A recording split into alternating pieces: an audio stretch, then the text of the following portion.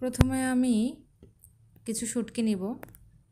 শুটকি নেওয়ার পরে সেগুলো সুন্দরভাবে ধুয়ে নিব।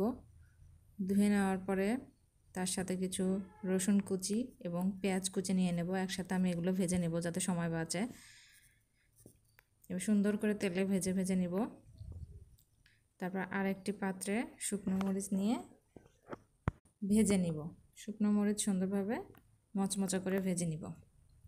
এরপরে ভাজা হয়ে গেলে আমি এগুলো একটি পাটায় সামান্য লবণ নিয়ে নেব। লবণ নিয়ে এগুলো হাত দিয়ে মরিচগুলো সুন্দরভাবে গুঁড়া গুঁড়া করব। হাত দিয়ে গুঁড়া গুঁড়া করার চেষ্টা করব। গুঁড়া গুঁড়া করা হয়ে গেলে তারপরে আমি যে শুটকিগুলো ভেজে রেখেছিলাম, শুটকি এবং পেঁয়াজ রসুনের কুচি, সেটা আমি এটার সাথে মিক্স করে পাটায় সুন্দরভাবে বেটে নিব।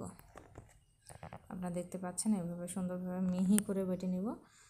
তারপরে আমাদের হয়ে যাবে সুস্বাদু শুটকি ভর্তা। সবাই ভালো থাকবেন। আসসালামু আলাইকুম।